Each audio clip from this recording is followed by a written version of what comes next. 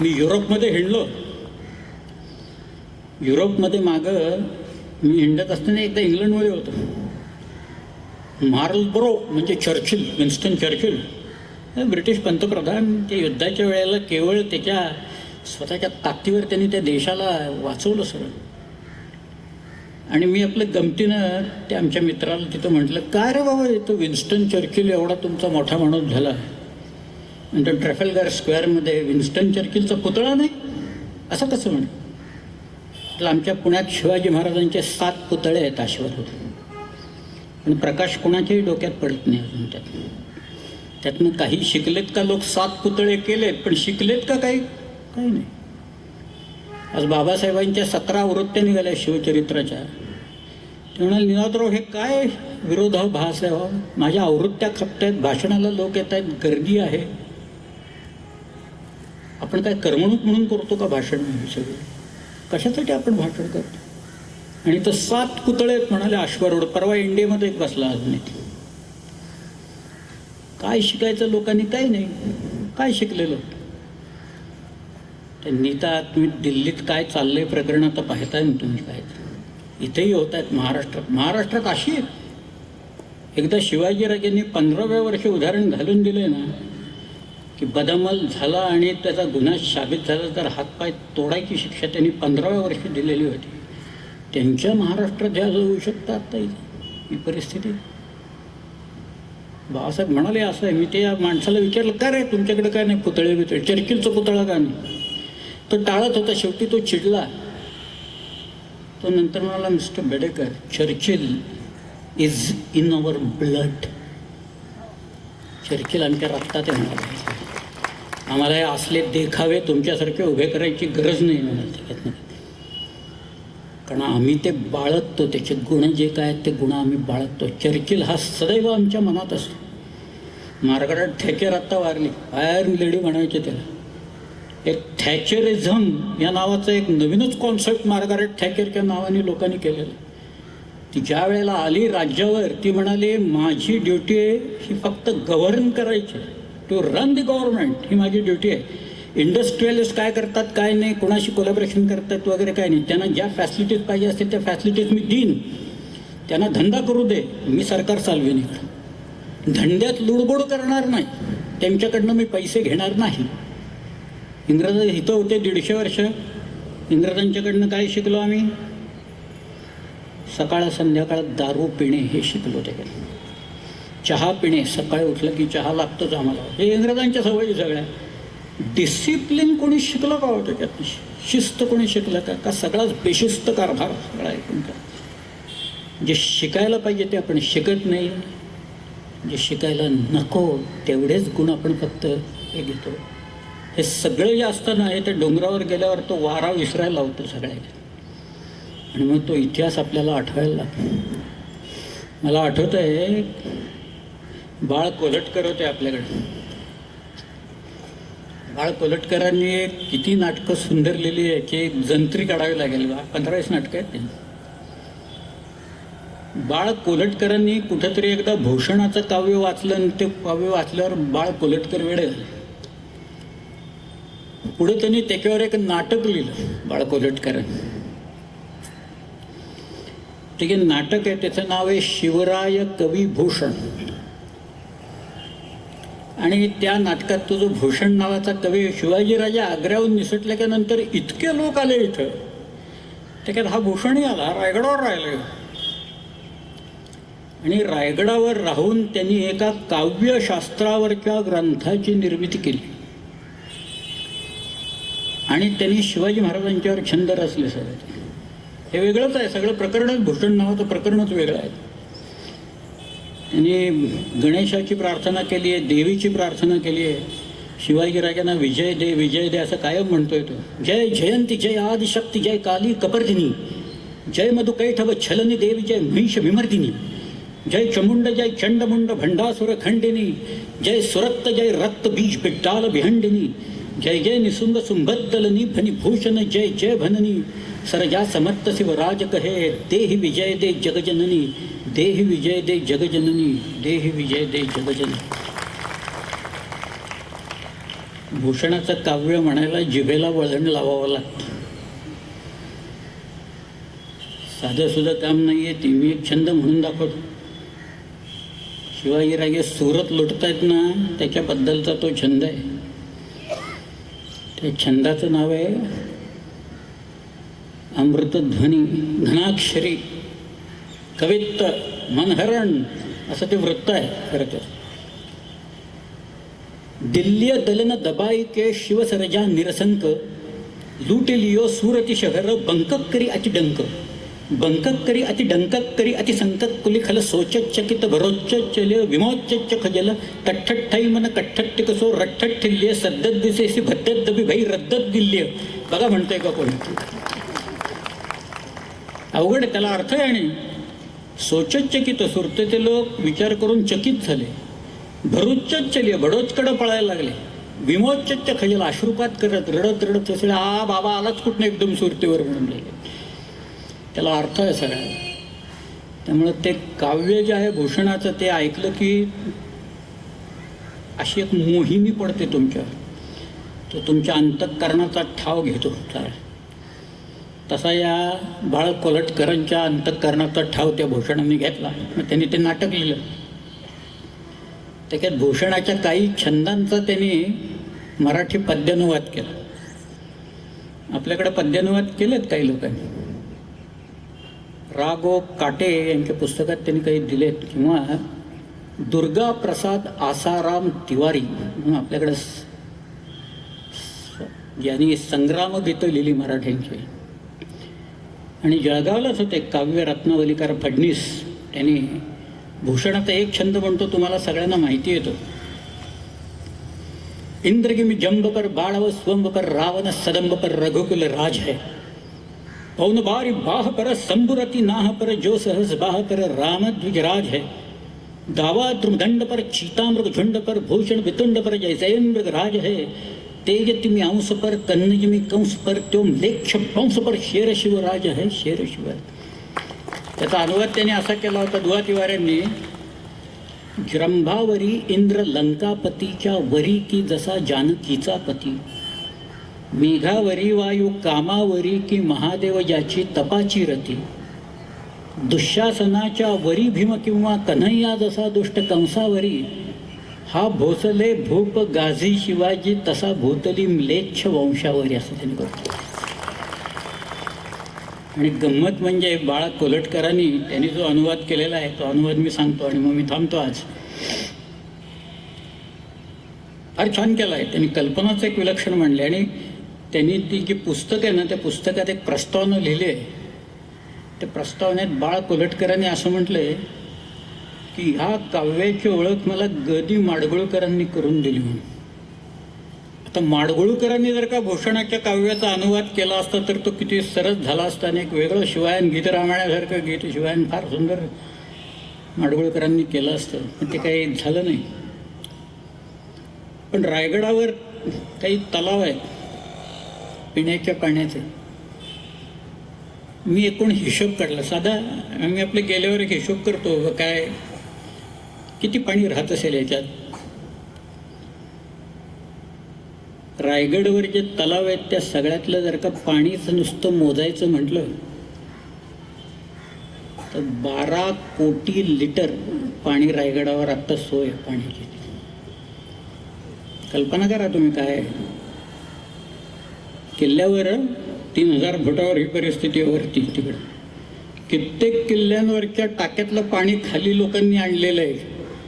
खाली पाणी नाही आहे, वरती पाणी आहे किल्ल्यांच्या काय. हेच तर गंमत आहे सगळं. पण तिथं पिण्याच्या पाण्याचं जे टाकं आहे, ज्याच्या काठावर शिवाजी महाराजांचा राजवाडा उभा आहे, त्या टाक्याचं नाव आहे गंगासागर. आणि बाळ कोल्हटकरांची कल्पना अशी आहे की गंगासागर जो आहे त्याचं भाग्य या आकाशातल्या गंगेहून, आकाशगंगेहूनही मोठं आहे. कारण शिवाजीराजे असं पाणी प्यालेत, अशी ती कल्पना आहे त्यांची. आणि भूषणाचा जो छंद होता, भूषण असं म्हणतोय, दख्खन केसब दुग्ग चिती. दुग्ग म्हणजे दुर्ग. दख्खन के सब दुग्ग जिती दुग्ग सहार बिलास, शिवसेवक शिव गढपती कियो रायगडवास. रायगडला त्याने आपलं निवासस्थान केलं. ज्या परस आहे तनय शिवराज सुरेश के ऐसे सभासुभ साजे, यो कभी भूषण चंपत है लखी संपत्ति को अलकापति लाजे. ज्यामती तीनहु लोक को दीपति ऐसो बडोगड राज विराजे, वारी पतालसी माच मही अमरावती की छबी ऊपर झाजा. अमरावतीची छबी असं ते वर्णन केलंय. पण ह्यांनी जे केलंय ते बाळा कोलटकर असं म्हणतायत,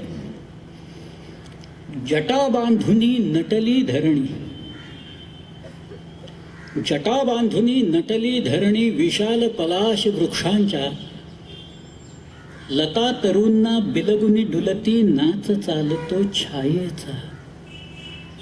कुठे बांधल्या जलाशयावर जिना शोभतो दगडांचा, विहार चाले त्या पाण्यावर चक्रवाक कधी हंसांचा. कोठे चंदन कुठे चमेली गंध दरवळे चाफ्याचा, लवंग वेली कुठे वेलची लक्षण पुरतो संख्येचा. चंद्रमुखींच्या सवेत जेव्हा चंद्र उगवतो पूर्वेचा, असे वाटते कमल फुलांनी जन्म घेतला आजच उदरी गंगेच्या. वरती गंगा आकाशगंगा, खाली सागर तो गंगासागर. वरती गंगा खाली सागर, वरती तारे येथे कमळे, वरचे तारे खाली येती, प्रतिबिंबांना रूपे पडती. म्हणून म्हणतो भूषण हे की आकाशाच्या गंगेहूनही गंगासागर भाग्याचा. त्याने म्हटलं. खरं म्हणजे मी इथं थांबणार होतो, पण तरी एक काय थांबण्यासारखं खरं म्हणजे काही नाही, ते इतकं सांगण्यासारखं आहे सगळं. तरी पण एक गंमत म्हणून सांगतो. अफजल खानाला शिवाजीराजांनी मारला ना 10 नोव्हेंबर 1659 आणि पुढच्या 18 दिवसात विशाळगडपर्यंत त्यांनी मुलूक घेऊन तिकडे पन्हाळाही घेतला. महाराजांना ज्या वेळेला पहिल्यांदा शिवाजी महाराज पन्हाळ्यावर आले, त्यांना कळलं पन्हाळा घेतला. म्हटलं शिवाजीराजांना राहावे ना. पन्हाळ्यावर संध्याकाळची वेळ होती. लोकांनी सांगितलं महाराज आत्ताच तुम्ही आलाय, आराम करा जरा. चांगलं गेस्ट हाऊस आहे आपलं, सर्किट हाऊस आहे इथं, व्यवस्था करतो तुम्ही. शिवाजीराजे म्हणाले नाही नाही, हे शिलाहार भोजांची राजधानी, इथं दुसऱ्या भोजांनी बांधलेला हा किल्ला आहे आणि मला हा किल्ला बघायचा आहे, आत्ताच बघायचा आहे. तिथली इमारती कशा, तिथली पाण्याची टाकी कशी, ते तलाव कसे, ती देवालयं कशी, ते धान्य साठवण्याच्या कोठ्या कशा, सगळं मला बघायचं आहे. म्हणून लोकांनी पलिते पेटवले, हिलाल पेटवले, हिलाल मशाली पेटवल्या आणि त्या मशालींच्या उजेडात शिवाजीराजे रात्रभर तो पन्हाळा किल्ला बघत राहिले. किल्ल्यांच्यावर इतकं प्रेम करणारा माणूस काही दुसरा झाला नाही. सह्याद्रीतनं हिंडणार, रात्रभर किल्ला, झोप नाही, काय नाही, काय नाही. ते मला किल्ला बघायचा आहे म्हणाले. पहिला पर्णाला पर्वत कसा आहे तो बघायचा. आणि मग शिवाजीराजांनी तिथं जे सोमालय नावाचं राजा दुसरा भोज शिलाहार यांनी बांधलेला जो तलाव आहे, त्याच्या काठावर जी चाफ्याची झाडं आहेत, त्यातल्या 1,00,000 चाफ्याच्या फुलांचा अभिषेक त्यांनी तिथल्या सोमेश्वराला शिवाजी महाराजांनी केला. तुम्हाला अशासाठी सांगतोय की भूषणाचा एक छंद आहे. मला ते काय भूषणच पाठ आहे अख्खं. काय काय संधी मिळते त्याच्यात. रामदेव बाबांना मी सांगितल्यावर बाबा इतके खुश झाले, ते तर सारखे बोलत आहेत मला तिकडे या. मी एकदा आग्र्याला शिवाजी महाराजांचा पुतळा बसवला ना अश्वारूढ. विलासराव होते त्यावेळेला, विलासराव आले होते. विलासराव आपले त्यावेळेला मुख्यमंत्री होते आणि फार सुंदर पुतळा होता. बाबासाहेबांच्या त्या नाटकाचा प्रयोग झाला आणि त्याच्यानंतर ते सगळे अरेंज करणारे स्वरूपचंद गोयल म्हणून होते, त्यांना बाबूजी म्हणायचे. ते बाबूजी माझ्याकडे आले, मला म्हणाले बेडेकर साहब हम आपको विनती करते. काय? ते म्हणाले उद्या आम्ही आग्र्याच्या किल्ल्यात की जिथं शिवाजी महाराज आणि औरंगजेबाची भेट झाली त्या किल्ल्यात वीररसावरच्या कवींचं एक संमेलन ठेवलेलं आहे. तर तुम्ही तिथं येऊन भूषणाचे एक 5-6 छंद म्हणाल का? अवश्य म्हणेन, त्याला काय झालं, येतो म्हणतो. दुसऱ्या दिवशी तो कार्यक्रम ठरला. दिवाणी आममध्ये मोठं मोठा तो दिवाणी आम, समोर 5-10 हजार लोक आणि ओपनिंग बॅट्समन मीच. मलाच पुढं ढोकं त्यांनी, तुम्हीच जाऊन सुरुवात करा म्हटलं. मग मी 4 वेळे म्हटलं या भूषणाच्या नाही आहेत, पण मी म्हणतो माझ्या मित्रांनी लिहिलेले आहेत, फार सुंदर आहे. त्या म्हटल्या, मग म्हटलं भूषणाचं काव्य मी म्हणतो. त्यावेळी अशा आहेत, आज से तू हिमाचल प्यार का बंधन खून से जोड़ा जाता है, इस देवभूमि में दानवता का खून निचोड़ा जाता है, इन खेतों में फसल शत्रु के खून से बोई जाती है, और ये तलवार भवानी है वो दुश्मन के खून से धोई जाती है. त्यामुळे आधी जरा इकडे तिकडे काहीतरी करणारे लोक जरा सावरून बसले बरं का, इकडे काहीतरी वेगळं सांगतात. मी ते भूषणाचे छंद तिथं म्हटले, असं छंद म्हटले आणि मग मी परत आलो. माझ्या शेजारी त्यावेळेचे उत्तर प्रदेशचे राज्यपाल डॉक्टर विष्णुकांत शास्त्री म्हणून ते होते बसले. मला त्यांनी विचारलं, आप कहाँ से आए? मतलब मैं पूना से आया. बोले महाराष्ट्र से? मतलब जी हाँ. मुझे यकीन नहीं होता कोई महाराष्ट्र से यहाँ आए और भूषण जी के छंद हमें ही सुनवाए. म्हटलं आप करो यकीन. तर त्याच्यात तुम्ही एक छंद म्हटला तर त्याचा अर्थ काय आहे, तर ती भाषा ब्रज आहे. मी जिथं होतो ती सगळी ब्रजभूमीच आहे, श्रीकृष्णाची सगळी भूमी, श्रीकृष्णाची भाषा. त्यामुळे त्या ब्रजभूमीत त्याच लोकांना मला अर्थ समजावून सांगावा लागला बरं का त्यावरती छंदाचा. पण त्यातला जो गंमत, त्यातला चाफ्याच्या फुलांच्या बद्दलचा एक छंद भूषणाचा असा आहे, फार सुंदर आहे. तो आधी म्हणून दाखवतो मी, मग त्याचा अर्थ सांगतो. कूरम कमल कम ध्वज है, कदम फुल गौर है, गुलाब राना केत की बिराज है, पांढुरी पवार जुही सहत है, चंदावत सरस बुंदेले सो चमेली साज बाज है, भूषण भनत मुच कुंबड़ गुजर है, बघेले बसंत सब कुसुम समाज है, ले रस ऐतिन को बैठी न सकत है, अली नवरंगजेब चंपा शिवराज है, चंपा शिवराज है. त्याचा अर्थ असा आहे की भूषणानं औरंगजेबाच्या मांडलिक राजांना एकेका फुलांची उपमा दिलेली आहे. तो म्हणतोय कूरम म्हणजे जयपूरचे कछवा जे आहेत, मिर्झा राजाचा वंश ना, हे कमळाच्या फुलाप्रमाणे. कूरम कमल, कम ध्वज है कदम फुल, कबंध जोधपूरचं हे कदंबाच्या फुलाप्रमाणे. गौड हे गुलाबासारखे आहे, राणा केतकीसारखा आहे, परमार हे पांढरीच्या फुलासारखे आहेत, चंदावतचे राजे जुईच्या फुलासारखे आहेत. अशी त्यांनी सगळ्यांना एक एक उपमा दिली. आणि मग तो म्हणतोय औरंगजेब हा एक अली आहे. अली म्हणजे भुंगा आहे. आणि भुंगा जसा प्रत्येक फुलात जाऊन मध गोळा करतो, तद्वत औरंगजेब या सगळ्यांच्याकडनं कर गोळा करतो. पण बैठी न सकत हे चंपा शिवराय, शिवराय एक चाफ्याचं फुल आहे आणि त्याच्यात मध नसल्या कारणानं औरंगजेब त्यांच्या वाट्याला जात नाही, असं त्याला म्हणायचं. सर इतकं सुंदर काव्य आहे ते. आज आपण इथंच थांबू आणि उद्या समुद्रावर पर्यटन करायला जाऊ तिकडे. धन्यवाद.